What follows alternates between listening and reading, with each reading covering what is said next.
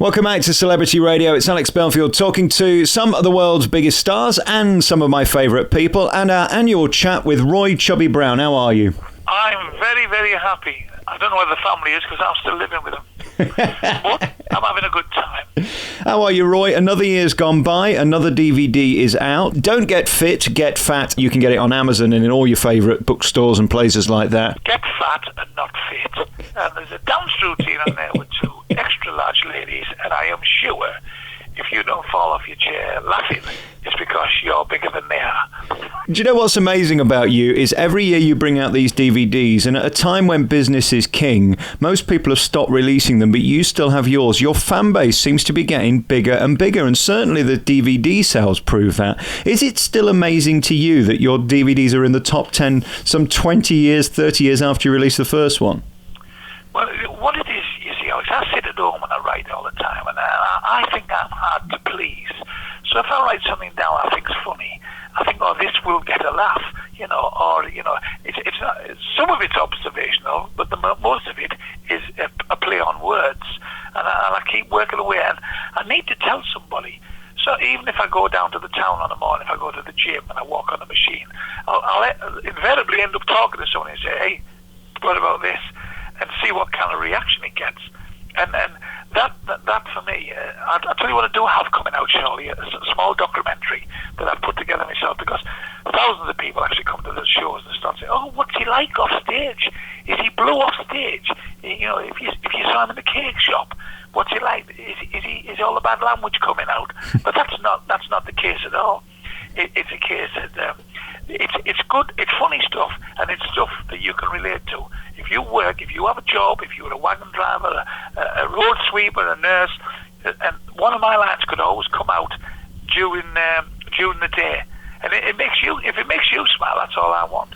What's interesting about you, and I've known you for about 15 years now, we've been doing these interviews, is how seriously you take being funny, and we'll get to that in a bit. But firstly, you just said whilst on a treadmill. Roy Chubby Brown on a treadmill. Are you working me from behind? I'm trying to keep me happy. You know what I've always said? If I die with money in the post office, I'm going to haunt the swan against it. Do you have to keep fit? I mean, what you do on stage is incredibly physical, and the way you run on is amazing. But of course, you can't be a slinky balinky, can you? I mean, you can't end up being slim, or you've lost your act. Well, I was getting bad knees and feet with all the dancing and stuff, carrying 20 stone. So the doctor said, why don't you run in the pool? If you go in the pool, the water takes the weight, the balances, And if you're lucky enough that somebody doesn't throw a harpoon at you. So I go to the gym in the morning, and some days I'll walk, and some days I don't lift big weights, but I'll go into the pool, and I'll jog up and down. And I think it's caught on because some days I go to the pool, I can't get in now. Everybody else is doing it. I mean, you are a legend where you live. I mean, do you know everybody now? Do they come up to you? Is it all very friendly and nice? Oh, yeah, sometimes. I mean, funny enough, you should say that now. Yesterday, I was in Marks and Spencer's, and this bloke shouts out, oh, Chubby, you're fat, all the language. I mean, your mum could have been in there, your grandmothers, people with kids in pushchairs. They can't differentiate between what I do and who I am, Yeah. So does it bother you that, I mean, when you watch your DVDs, and I have to have a bit of balance, that some people do find you offensive, some people don't like you, some people don't find you funny. Does it bother you that you don't get more approval? Because as a comedian, and I said this before, you're a genius at learning the material, writing the material, keeping the material fresh, continually reinventing yourself. But mainstream media will never say we love Chubby. I keep off Facebook because, yeah, I do have a sensitive side. I have a family, I have a wife and children, and I have that thing. Nobody wants to be told that he's fat, like I said, that bloke yesterday, there'll be a lot of empty seats at your funeral, which will be tomorrow if you don't shut your mouth. Yeah, I said, just because they named the town after you, Leatherhead. I said, you get back to the sewage farm now because there could be stock taken and found there's a bucket missing. Yeah, I've always got answers for them, Yeah. But as you say, it's embarrassing. It's time and place, isn't it? Me off all the time. But they couldn't do it. if they could do it, they would do it, wouldn't they? What I love about you is that whether you like your material or you don't, you still sell out theatres up and down this country, and frankly, there's very few other people doing it. Your testament to your talent really is your fans, isn't it? That they still love you, come rain or shine, they follow you year on year. I have 264,000 followers. That's for a Grange Down lad. It's amazing.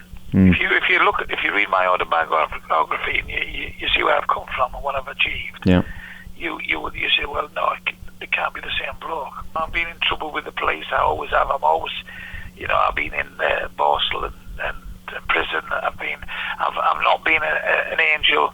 I've been a Jack the Lad. But I think when you get in your late 60s like I am, you grow up.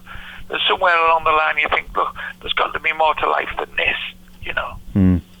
And of course, you hit the headlines earlier on this year. The DVLA don't seem to like you very much, do they? Oh, well, I went on one of them courses, because I was running out of points. Yes, I did as well. I had more points than Sunderland. So I went on one of them courses. Well, when I walked in the room, they sent me to the wrong bloody place. When I got, we were all looking, right?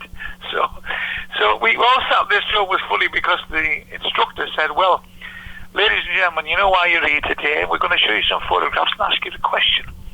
And they put the first photograph was a lamppost with flowers around it, you see. Right. And he said the first bloke on the first table, what does this indicate to you? And he said, well, obviously there's been a death through poor driving, and his family have obviously come down to show their condolences. Then he said to me, and you, Roy, because I knew who I was, I said, well, probably the same, but if it was my wife, she'd probably think it was a lamppost birthday and had brought us some flowers. So, from the word go, I had them in aesthetics, There was loads of things to say. They were leaving themselves wide open for comment. Yeah. You're coming down a slip road and it's a three-lane traffic and there's a car in the middle lane. Do you anticipate that car coming in the left-hand lane? Or do you anticipate the car going in the right-hand lane? What kind of decision would you make up if you came alongside him and he wasn't taking any notice of you? And I said, well, I'd open the window and shout, did your mother have any kids that actually lived?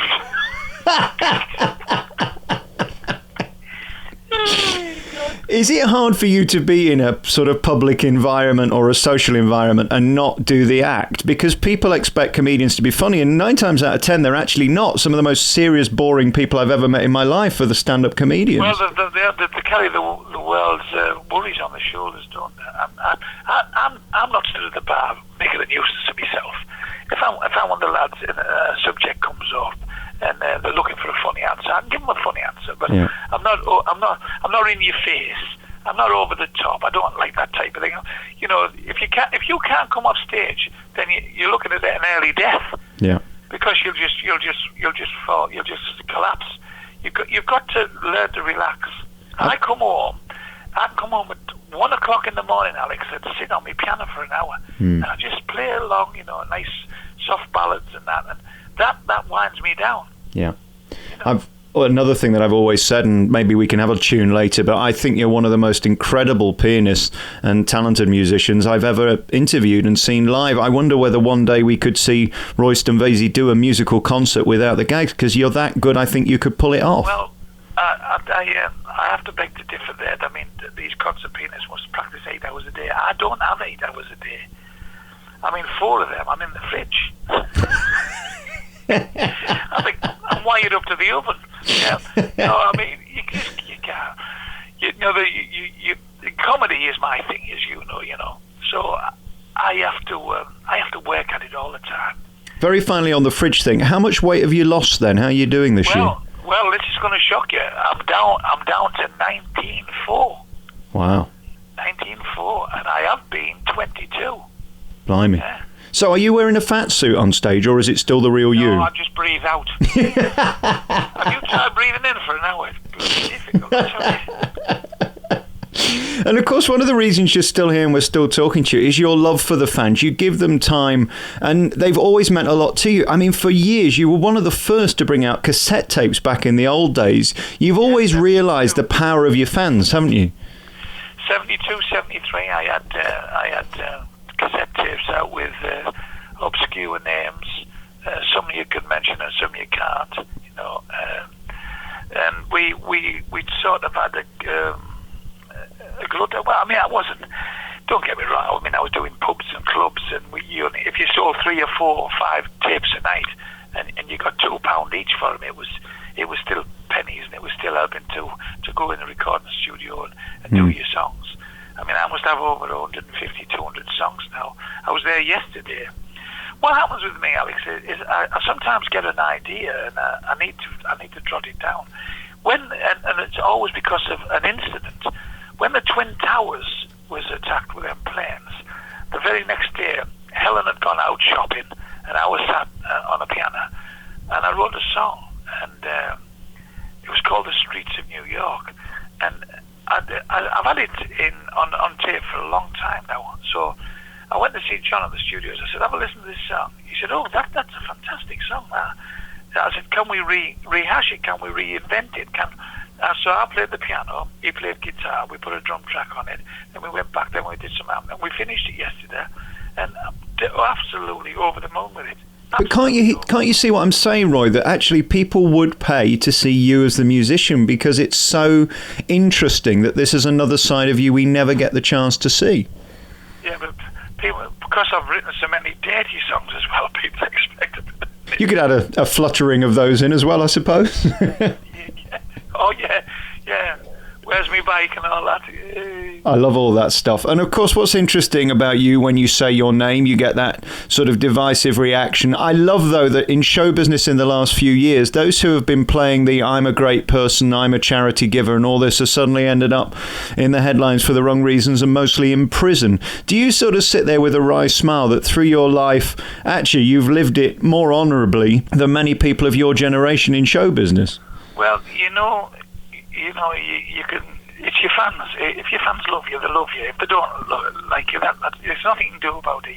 You just, they say. I mean, people say about comedians, the manic depressives, and they're looking for love, and this, and it's because the mothers were no good, and they make all kinds of excuses. I'm just a normal human being. I have feelings. If I like you, I really like you. If I don't like you, I just choose to ignore you and just think, well, I don't like that bloke.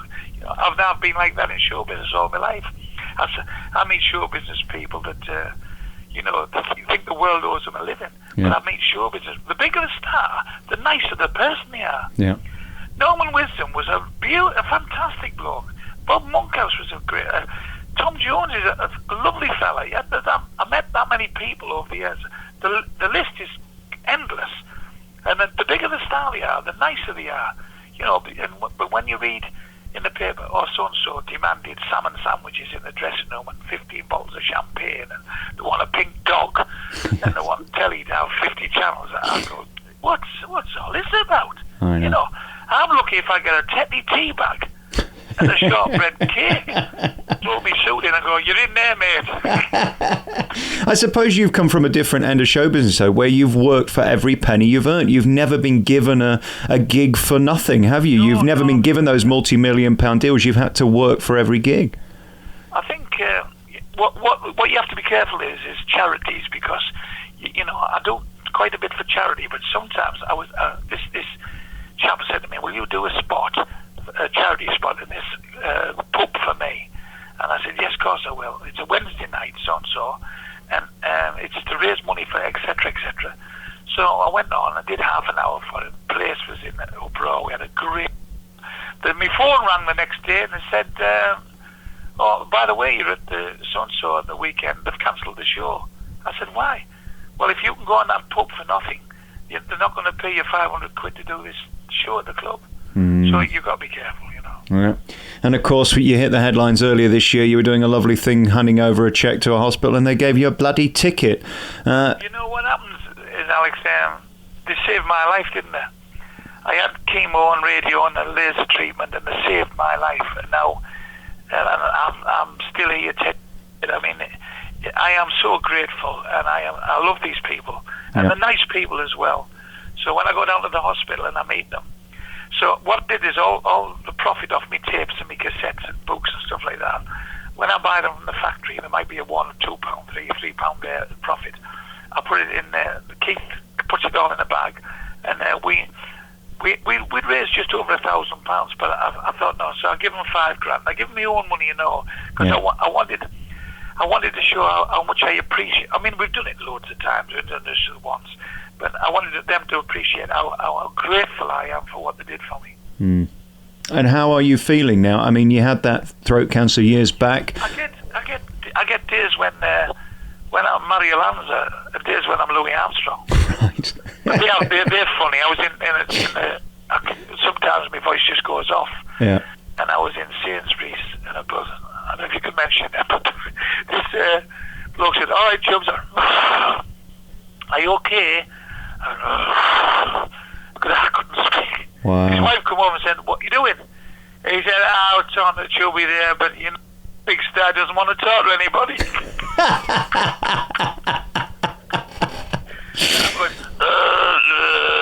That must be terrifying, though. I mean, if you've got a gig, how do you deal with that? Or is it later in the day you're okay? What you have to do is you give them a bit of notice and ask them if they'll keep the tickets for a couple of weeks. Yeah. Yeah. Are you well in yourself right now, though? I mean, is all that in the past?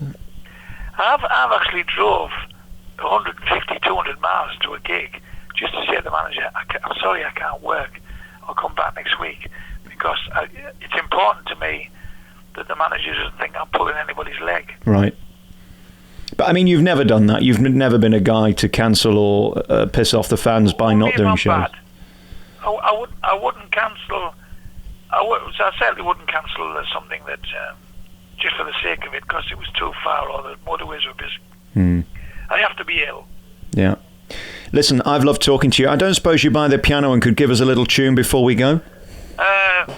What? Hang on. No, I'll tell you why. This piano here, I've sellotaped all my jokes to it. You've done what? Well, with the new DV just on Monday, I've had to write all the jokes down that I've told on boards, and I've put the boards, and I've sellotaped them all to the piano behind me, right? And what I've done is I've sellotaped the lid down. So I'm writing down the joke. I'll put so, and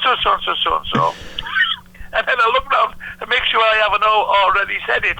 That's funny. You know. So that's the problems coming there, I'm afraid. All right. Well, we'll do it next time. Listen, I'm going to come and see you very soon. I'll make sure I haven't got them sellotaped in my piano. Listen, it's always great talking to you. Roy Chubby Brown is one of Britain's most popular and loved, and I suppose hated comedians as well, but your fans just adore you. And your brand new DVD, Don't Get Fit, Get Fat, is out now. You can get it on Amazon and in all your favourite bookstores and places like that. Chubby, keep at it, because we love you very much, and regardless of your material, regardless of what you do on stage, I want you to know how much I admire you as a comedian. The way you write your shows and rehearse them and keep it fresh is truly inspired. And I'll tell you what, Alex, will you send me your address and I'll send you one of my CDs, all the songs on. You can have a listen to them. I would love to, and really, I think you should think about that. Just do a show. It can just be a one-off. I think your fans would love it. Well, thank you very much, and it was lovely talking to you. Yeah, great to talk to you. Roy Chubby Brown's brand new DVD is out now. Don't Get Fit, Get Fat. Good to talk to you, Roy. Bye-bye.